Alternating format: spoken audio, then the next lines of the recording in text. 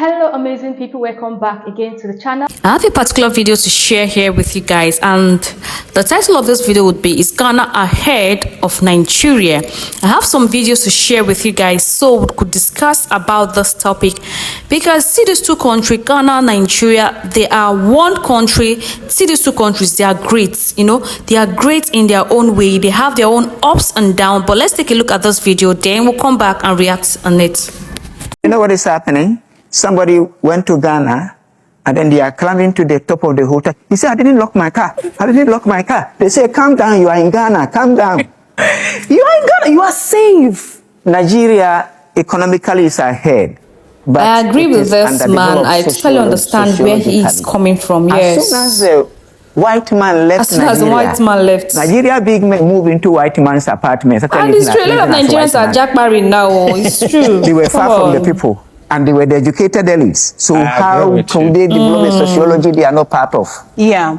Ghana leaders live with the people. The first time I came to Nigeria, they stole my phone. First time. Oh, they stole your phone. Country, came again, finished school in December, they stole my phone again. They stole your phone twice. I was careless. No, he says she's careless. Street smart in Nigeria. I never thought that people take phones. Ghana is one of the safest African countries, not West Africa, the safest African countries you would ever. Clap for yourself.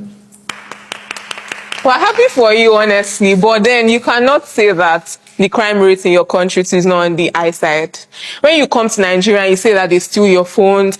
But truth be told, Ghana is actually a safe place. Even when you Google out the country Ghana, it is tagged one of the safest country in Africa. And another thing again is that Ghana is not the most perfect country. I've always been saying this on my videos. In every video I make, there are still some things that they are still developing, and the people of Ghana are still agitating that their government develop this place. But so far so good. When you look at the country, you see how developed it is and how the government are trying. Please, this video is not a political video. Nobody should come here and say NDC or any political party here. I am not for any party. I am just creating my video based on the things I've experienced here in this country.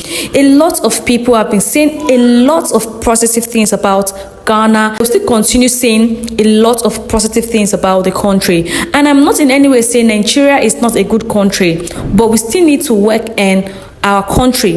The insecurities, there are times you leave your things in Nigeria open, before you come back all your valuables are gone. Most times, it is not every time, and it depends on the places too. But let's take a look at the video of one of a writer in Nigeria, what she has to say about the country Nigeria. Then we'll come back and react on the video. We Nigerians have this casual arrogance about us. We think that we're better than everyone else for no reason. But there are many countries that we think we're better than, and those countries have managed to have women governors. And I think at the back of our minds, we should also have a bit of shame. And if we want a more perfect democracy, then we should want better representation. And so you cannot have 50% of the population being so severely underrepresented. And let's also remember that women don't have to be perfect. We have elected men who are just okay, men who are actually less than okay. So when it comes to women, I think it's important for us not to think that the woman has to be perfect. Everyone in Nigeria, we all know Chimamanda Adichie Ngozi as a feminist. She talks about the female gender. She talks about the gender equality, that female, like the ladies or females, are meant to hold higher position in government, that they are not given the opportunity. So she is saying that Nigeria always feel that they are important than every other country. And there is another video I saw about the Kenyan people. They were having this analysis about Nigeria, Kenya, Ghana, and so many African countries, of which Nigerians will come out and say they are the giants of Africa. But if you should look at it in this way, I am not in any way bringing down Nigeria. Get this right. If you should look at it in this way, Nigeria is not the giant of Africa, because if we should check the GDP, the PPP of every country, Nigeria is still backward. Nigeria is far backward than every other African country. Like right now, South Africa is leading when it comes to the GDP and the PPP of a country. So if we are to tag the countries that are the giants of Africa, I think we should start from South Africa. that is the giant of Africa. So Nigerians, one thing about the people of Nigeria is that they feel that they are the giant of Africa because their music, it is no doubt that Nigerian music is played all over the world. Anywhere you go to, if you did not hear Nigerian music, you know that country don't want to play it. Even the French countries that don't understand English, they play the Nigerian music often. Even in Ghana here, the Nigerian music is being played. I remember a time that they said there was one agenda that was going on, stop Nigerian music, that they should stop playing Nigerian music, but they should play their Ghanaian music so that other people can also hear about the music in different countries. You know, Nigeria is growing when it comes to music, the movie industry. They are doing so well in that. That is what they are known for. If you should ask a Kenyan person, what do you know Nigeria for? They will tell you Nollywood. The Nollywood movies that they watch and the music. Music is life and they are doing so well in music. But let's take a look at this video.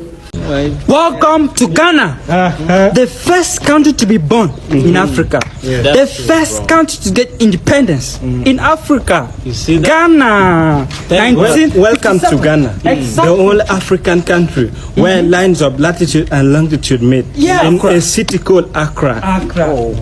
Welcome to Ghana, where Pan-Africanism started. Yes. It was started by Dr. Kwame Nkrumah. Oh, damn, bro. Welcome to Ghana. Welcome to Ghana. One of the most popular countries in Africa with a beautiful city called Accra, with popular people like Kofi Kingston. Beautiful cities in West Africa. Welcome to Ghana, firstborn of A lot of South Africans keep questioning me that Ghana is the first country to gain independence, but Ghana has not opened their borders. And why are we asking South Africa to open their borders? Well, let me educate you guys. It's visa free and visa on arrival for every African who wants to come to Ghana. You don't have to apply for a visa before coming to Ghana. You are shocked, Abi? The role Ghana played in Africa independence, no country in Africa here can pay Ghana back. There's a saying that salt does not praise itself, but please permit me to praise Ghana. Sergeant Dr. Kwame Nkrumah said the independence of Ghana is meaningless unless it is linked to the total liberation of the African continent. After Ghana gained her independence in 1957, Ghana had every opportunity to close her borders, but Ghana decided not to do that. In 1958, Ghana organized All African Congress, which led to the independence of many African countries. For example, Guinea-Conakry. In 1958, Guinea-Conakry gained their independence. In 1960, the DRC got their independence, Nigeria, and a lot of African countries got their independence through the All African Congress organized in Ghana in 1958. Back in the 1960s, Ghana became one of the most industrialized countries in Africa. And Ghana population was very small by then. Ghana population was just around 7 million, less than even 7 million. So other Africans had to come in and fill the gap. Ghana had one of the best economy in Africa. Because Ghana was trying to unite Africa, the Europeans and America targeted Ghana economy. So by 1965, Ghana economy collapsed. Ghana economy collapsed right after Ghana completed the biggest man-made dam in the world, which is the Akusumbu Dam. So Ghana was going through a lot of difficulties. They targeted Ghana cocoa, which was our major export. But Ghana never gave up. Ghana continued to help a lot of African countries. In 1994, when almost everybody ran away from Rwanda, it was Ghana who saved Rwanda. Ghanaian soldiers went to Rwanda and fought and saved that country. When France destroyed Guinea-Conakry economy, Ghana gave Guinea-Conakry over 20 million pounds. Over 20 million pounds by then was big money. Ghana supported a lot of African countries. If Ghana had focused only on Ghana, Ghana would have been more developed, far better than most African countries. But as Dr. Kwame Nkrumah realized that no matter how he built Ghana, the West can still destroy the country, and that is why he focused more on African unity. Shalom. See you in the next episode. What Ghana has done is unprecedented. There is no country that has fought for the right of the African people better than Ghana. No country. If you know, mention. A lot of African countries supported South Africa, but South Africa has never and ever supported any African country. Yet they still call us poor people. They still claim that they don't want blacks in their country. Interesting. So at this point, I think all African countries need to know that we're all Africans and have the same love for each other and stop being xenophobic. Because when I watched this last video, I felt bad. But I don't know what you think about this video. You can drop your comment below the comment section and tell me what you think about Ghana, Nigeria. Is Ghana ahead of Nigeria? Is South Africa xenophobic in nature? Are all South Africans xenophobic in nature? Please like this video, subscribe, and give the video a thumbs up. Thank you for watching. I'll see you guys in my next video. Bye.